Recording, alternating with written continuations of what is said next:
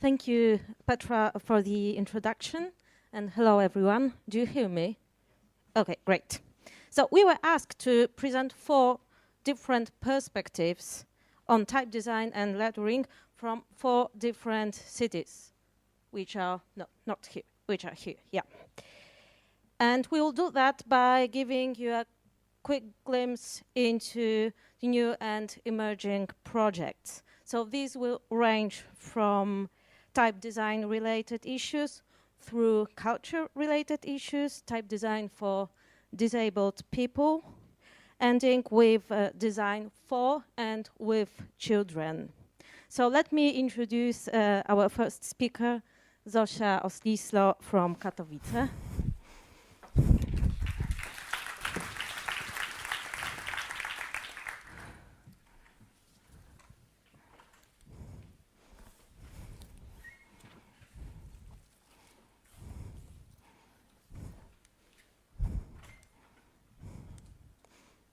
All right. Hello, everyone. Cześć in Polish. Perhaps those of you coming from English-speaking countries don't realize how lucky you are to be able to choose from literally thousands of typefaces. We Poles, on the other hand, are nowhere near as spoiled for choice, because many fonts available on the market still seem to overlook the specific needs of our naughty languages. Awkward kerning and not existent or sloppy diacritics are only just a few eyesores.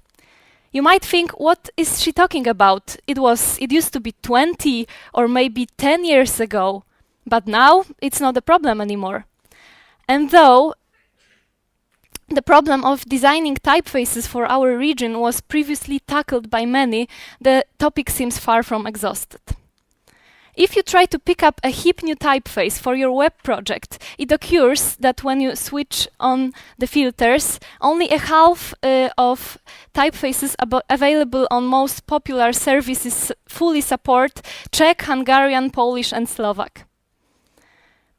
It might surprise you, but it is of course the fault of our ancestors, who made their choices over 1,000 years ago.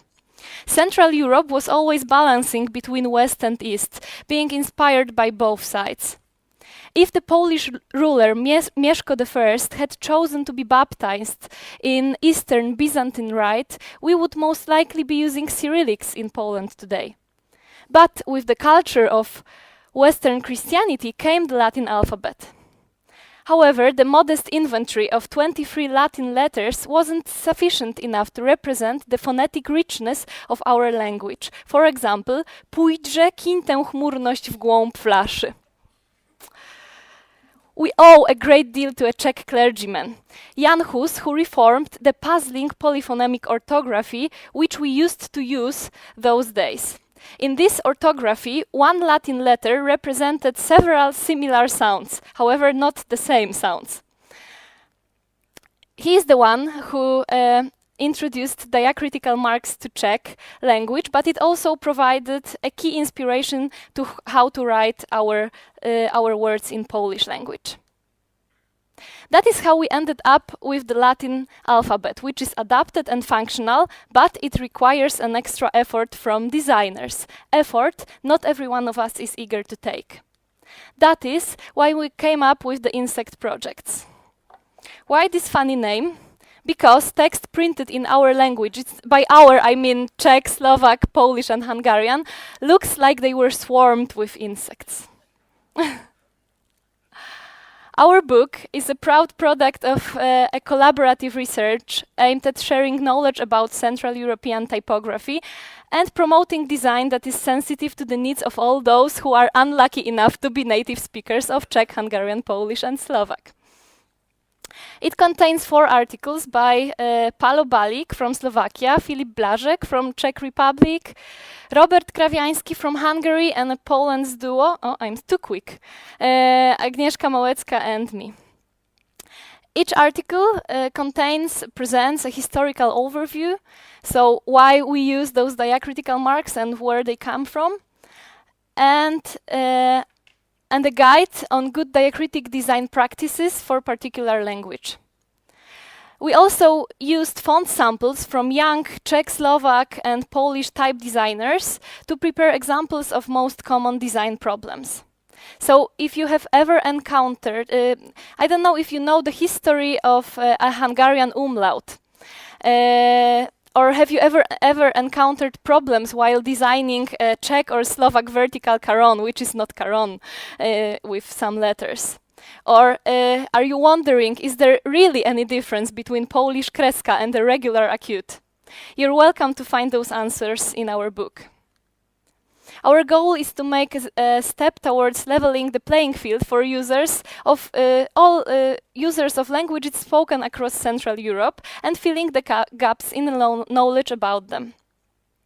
We hope that this book will be an informative source and a useful tool for type design professionals, but also students, educators, and enthusiasts. Also, not from Europe, but from the whole world. Oh. It's too quick. We are happy to share. So the book is not only printed, but it's also available online. And you can download it from the website, theinsectsproject.eu, or simply read it online on the ISSU platform. If you have any comments or would like to contact us, please feel free. And if you would like to get your own paper copy, old-fashioned, and you're not a speaker, please contact us too. We can send you one. Thank you very much and enjoy your read. Thank you, Zofia. And I have a question for you. So can you tell us, can your research and your findings and your tips be related to other languages which are not like supported here, like, for instance, Lithuanian or other Slavic languages? Of course, our guides to diacritic design are universal. So if those languages have the same diacritical marks, yes. However, we would love to broaden the community in the future. Thank you.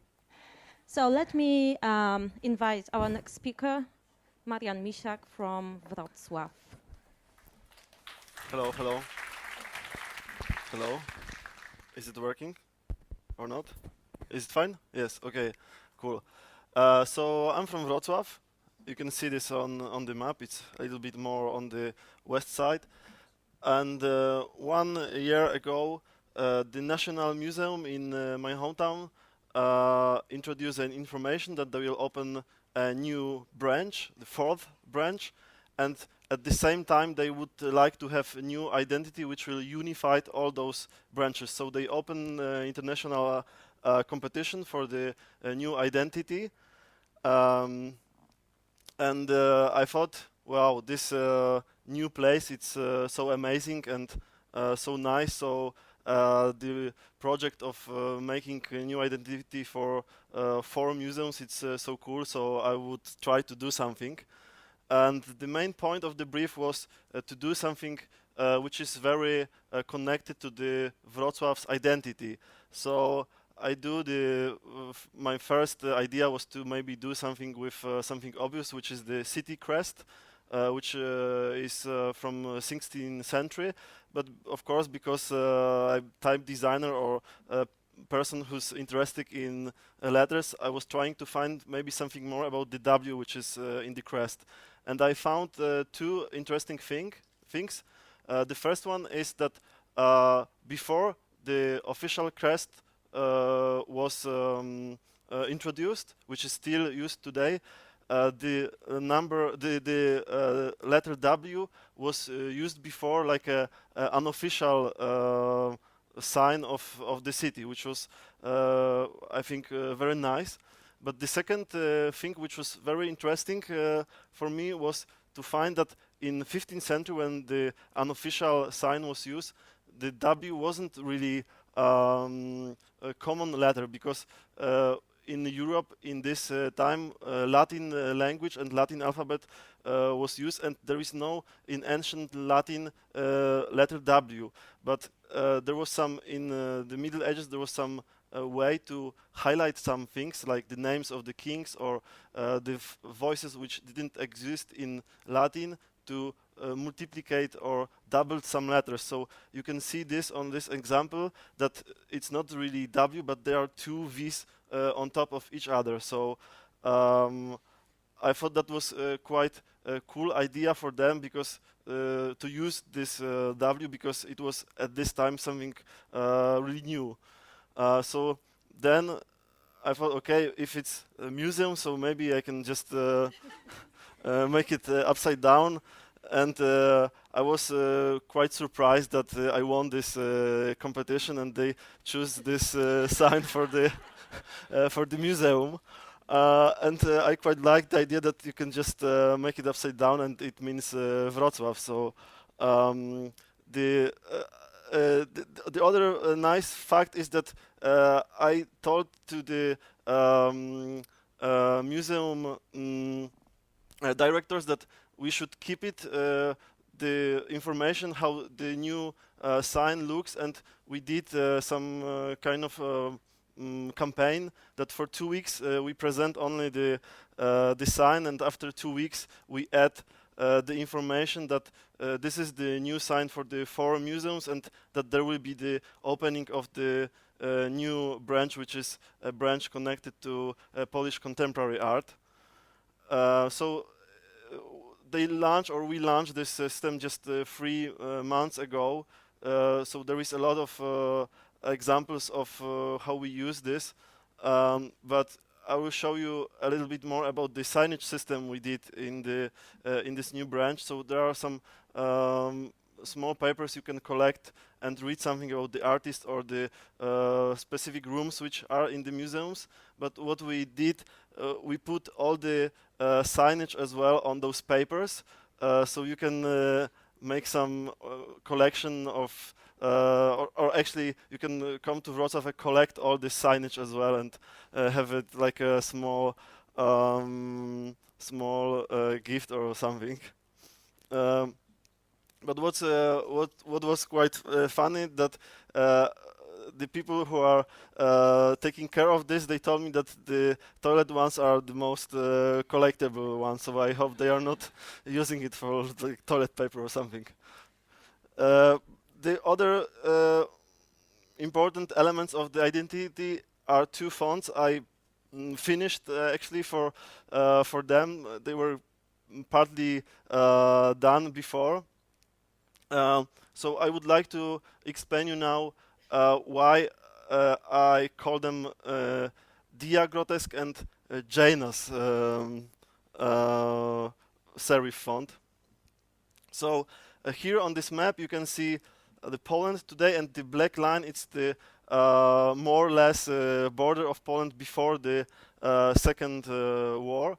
And when I asked the directors what's the main mission of this particular museum in this particular place, or what's the main characteristic or what's the most unique in this particular museum, the director told me that the main thing about this museum is that it's trying to collect 2 opposite things from 2 directions. The first one is that the collection is connected, or trying to prove the strong connection between Wrocław and East Europe through the ages, and the other direction is to trying to keep and research all those things from the past and the place which is not anymore in the borders of Poland. So that's somehow like 2 directions of this kind of collecting for this particular museum. So I thought, okay, maybe I can use it like a inspiration for typography. So I add the counter italic, or how to call it, to this font, like proved the main mission or the main idea of the museum. And I didn't know how to call this typeface, so Damian Langos, who's helping me with the font development, reminded there is an ancient god Janus, whose trying to see the two opposite sides. So I thought, wow, that's the perfect name for this typeface. And the other thing which was quite interesting for me was that there was I couldn't find really good resources for this kind of back slanted, or I don't know actually what's the proper name for this counter italic, and for sure there is no Polish name for this kind of design. So what I partly use, it's the dodgy handwriting of my father. The next project, it's called Dia, because there is something connected to the idea of diacritics again. And for the two first centuries where the printing was introduced in Poland, the diacritics were usually done not with a nice ogonek way, but usually with some kind of hardcore slash. And then during the communism again, there was not probably that much nice typographic tools around, so they used some kind of, again, very simple things to design the diacritics. So I thought, well, it means that in general diacritics are not really set in stones, as you see. Trying to research the other ages or the other historical moments.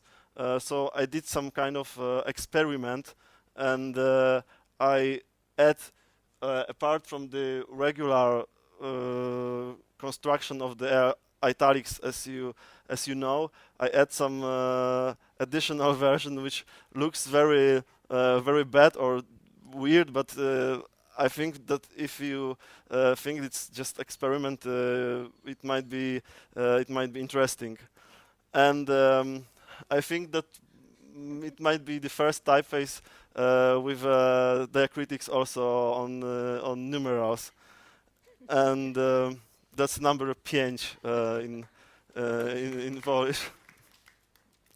And to sum up, what I'm trying to do is trying to work on typography which has always a kind of second layer, or there is always something more than just nice or ugly shapes. That there are some kind of 3 dots, or you can call it 3 dots typography. So those and some other my typeface will be available soon in 3 dots type.com. Thank you.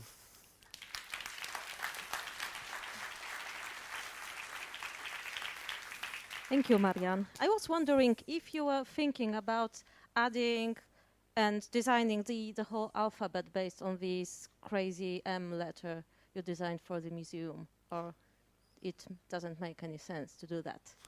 I think it doesn't make any sense.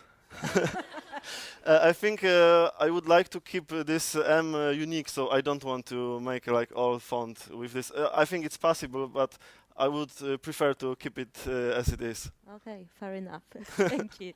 Thank you. So, let me introduce Viktoriya Grabowska from Poznań.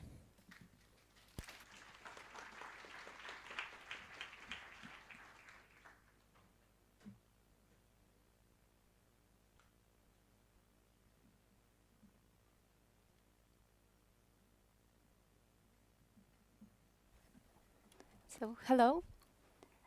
I would like to tell you the story about one of forgotten typefaces invented for blind, and why there is still a need to bring it back to life today.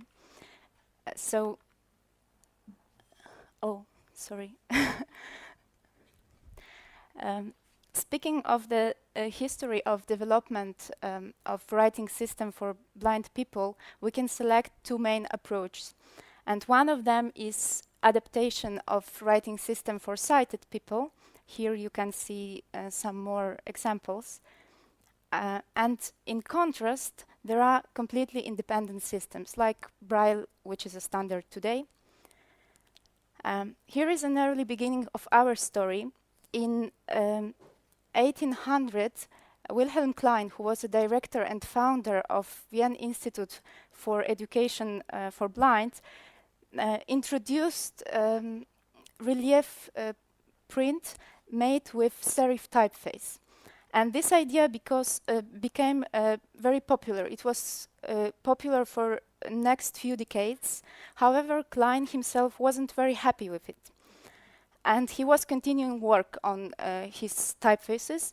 The thing is, while reading by touch, according to the nature of reading by touch, it's easier to perceive intermittent stroke, not the continuous stroke.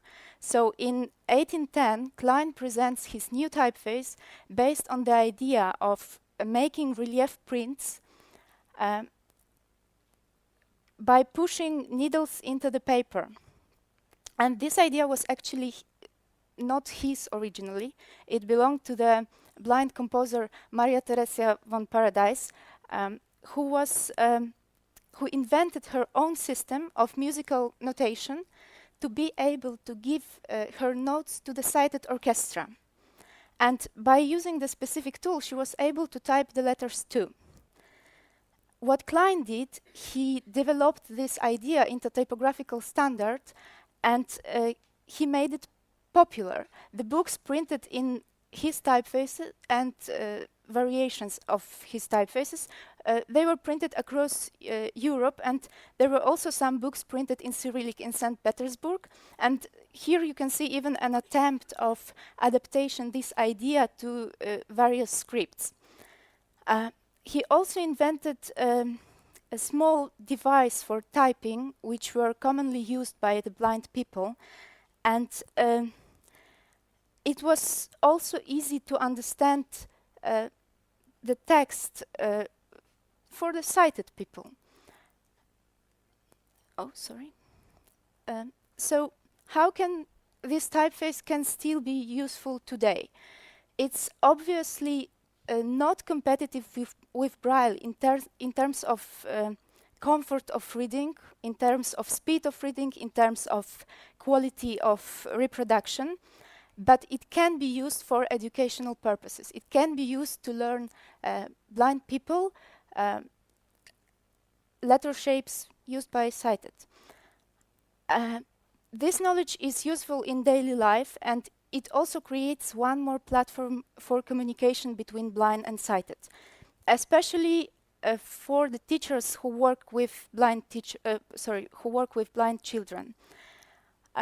There are a lot of situations when teachers need to describe something verbally to the child, and letter shapes can be used as a reference to the object from the environment, or to describe directions in space orientation. So the thing is, in Polish schools, it's actually in the program to teach letter shapes used by sighted, to teach how to use them for blind. But in fact, teachers don't have any tools for that. So the aim of the project,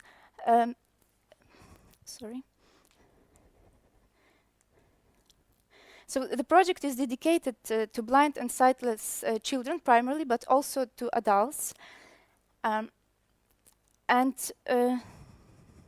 sorry, I'm a bit lost. I just jumped through one slide, excuse me. So our goal is to produce a system of digital fonts for education, tested accordingly both to the needs and preferences of users and to the possibilities and limitations of reproducing techniques.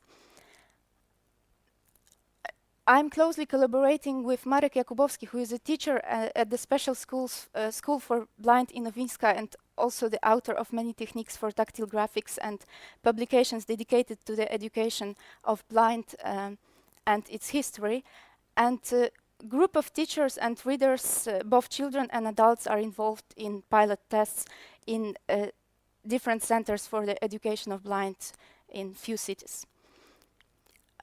So I started the project from careful research of historical sources, and they are definitely a respectful point of for the reference, but they will not give us all the answers, because some of the solutions used in these typefaces were obviously a result of the research done in times. Some are referring to the popular skeletons, which were popular back in times, and some could be just a result of the competition between schools and of the desire to create typeface which is slightly different from another's.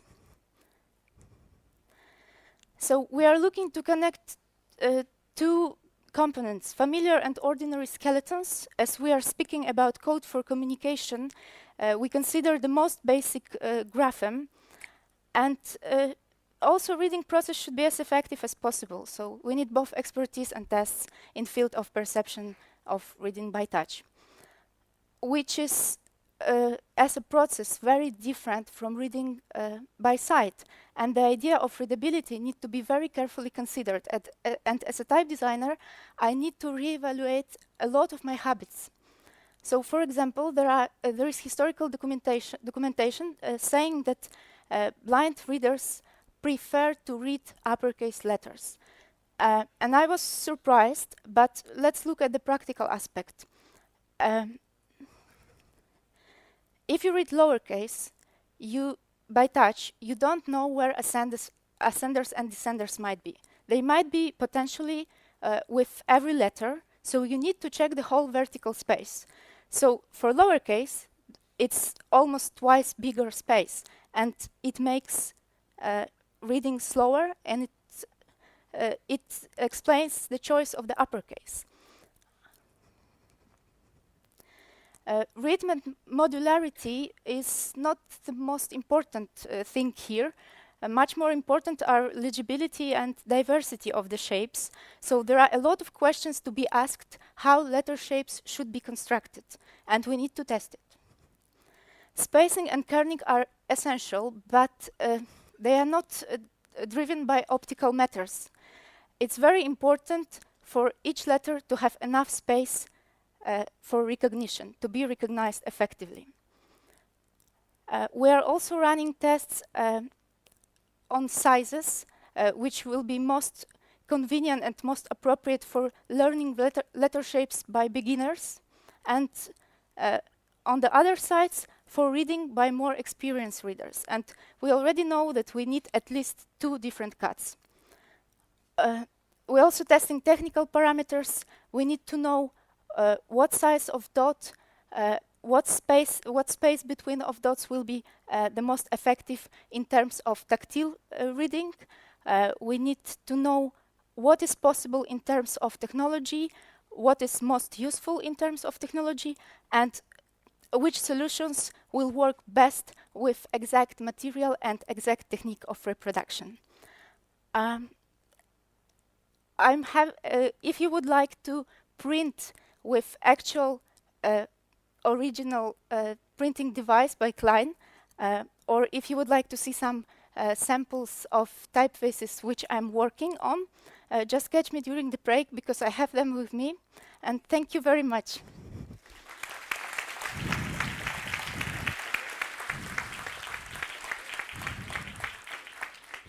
Thank you. I would like to ask you about the implementation. Are you going to implement this typeface?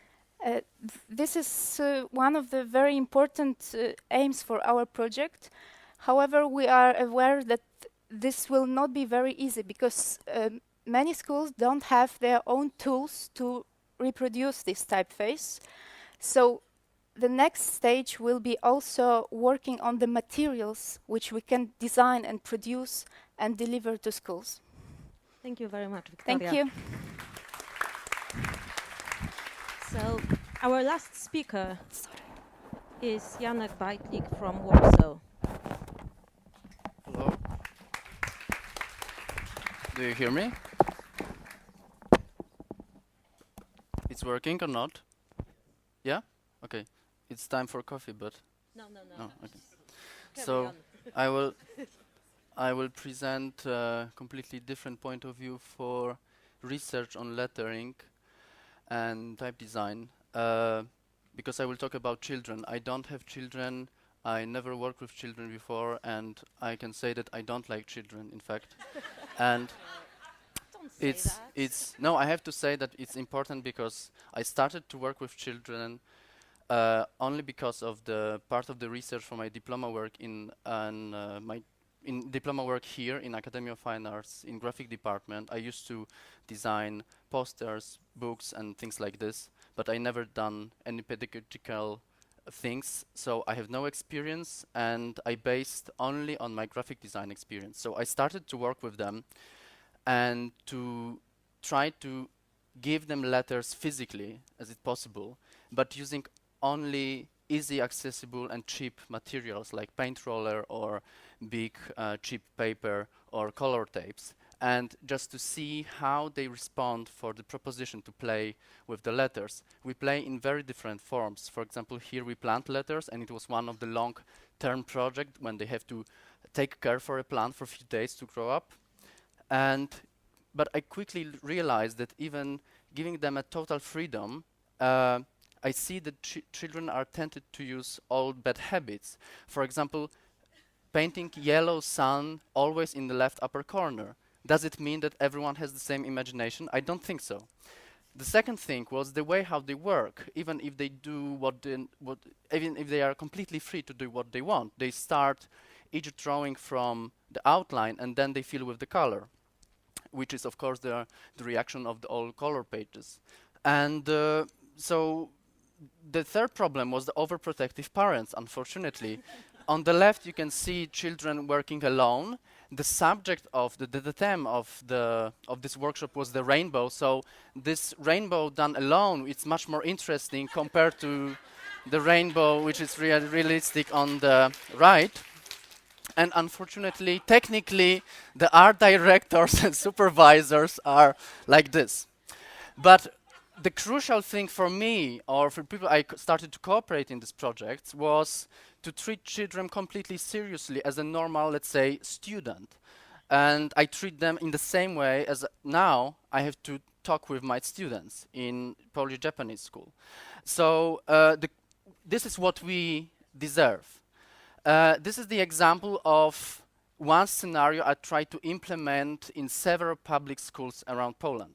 And so first, they work separately in a different piece of papers, but they have to share the materials, which is, as you know, talking with someone is really hard. So they have to communicate with each other, which is difficult, especially when you are 6 years old. So for the first 15 minutes, they just warmed up. They do what they want in this piece of paper. Then they received another piece of paper for another 15 minutes when they have to paint one letter. Then they work on a gesture. So they have to paint one letter in one move of white brush. Then they received wet paper and Chinese ink with white brush. As you know, this is one of the hardest tools we have in fine arts. But very often it shows character very well. At the end, I ask them to close their eyes and I give them wooden type letters. So for a minute they have to guess what they keep in hand and what these tools can mean and what they can do with this. And satisfaction is guaranteed because they do what they want. But of course, sometimes I try to direct them to think that you have a modules and you have to build something with this, like from Lego blocks or something like this. The more challenging task is for a little bit older children. So they design a book which they have to present at the end of the workshop. They use letters only as a stamps. We don't use any machines for it, any printing press. But sometimes we make workshops in, for example, Typography Museum in Warsaw or in Silk Screen Studios to explain them technical things. So in last 3 years, I organized and conducted 134 workshops in Poland, in Germany, in Italy, France, England, Spain, Macedonia, Lithuania, and I don't know, and one in Russia. And all of these things helped me to design this book, which in Polish is called Typogryzmol and translated to English as an alpha doodler, published by Tate Publishing, and it's activity book. So I brought all of the experiences for the workshops into the book. So we start a book with scribbling just to warm up, and I decided to test every spread. So the design process was very interesting. It was completely different way than I usually do. I don't test any spreads for anyone, for any clients. I do what I want. And so here I take care how they react, how they respond for this white space in activity book, which is the crucial thing in design such educational materials, that this white space has to mean something, that they know what they can do, and also they need to understand the sentence, which is one of the hardest things, how to write this. And I also try to add this very traditional, classic, basic exercises which we have from early school books. So drawing all of the spiral forms or zigzag, but presented in much more interesting and modern way. So if you draw a spiral, you have to draw as a shell of the snail, or zigzag letters as a skin of the snake. The second snake disappeared, I don't know, because of the light of the projector.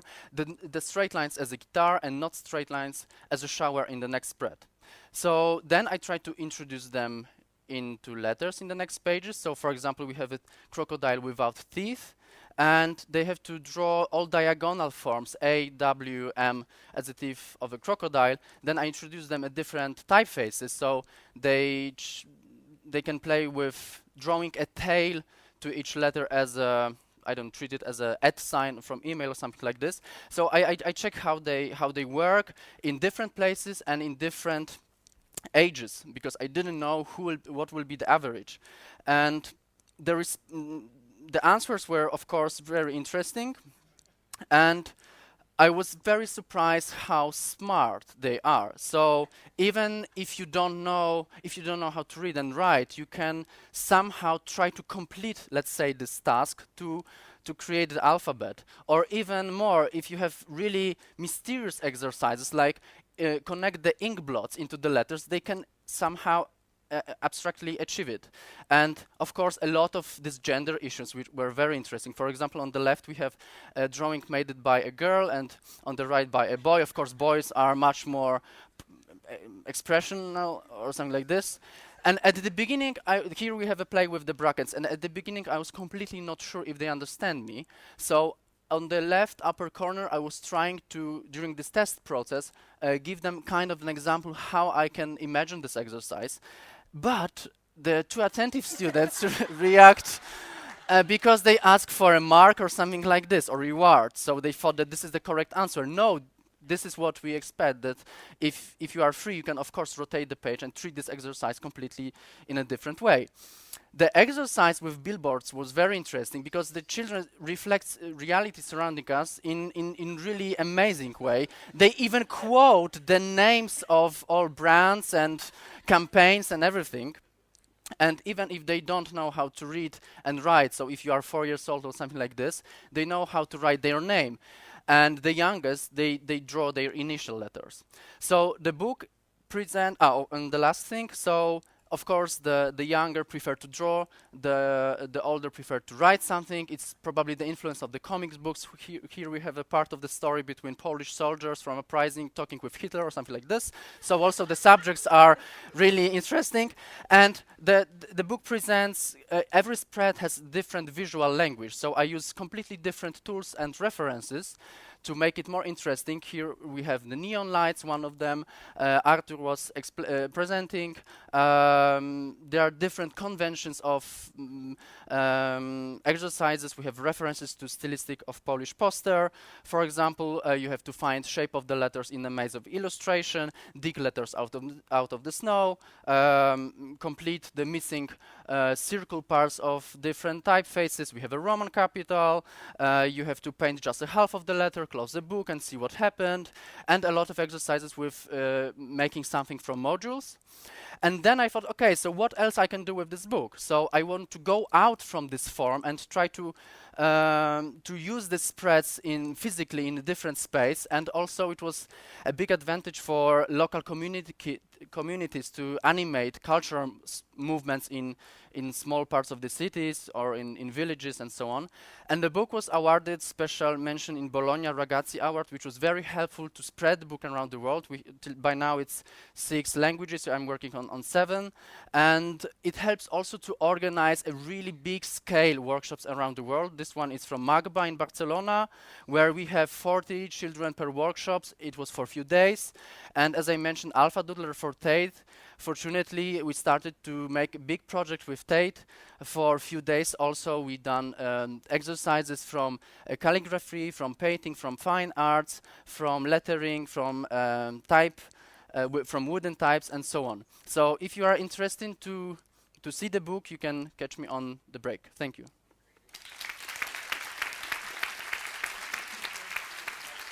Yeah, Janis?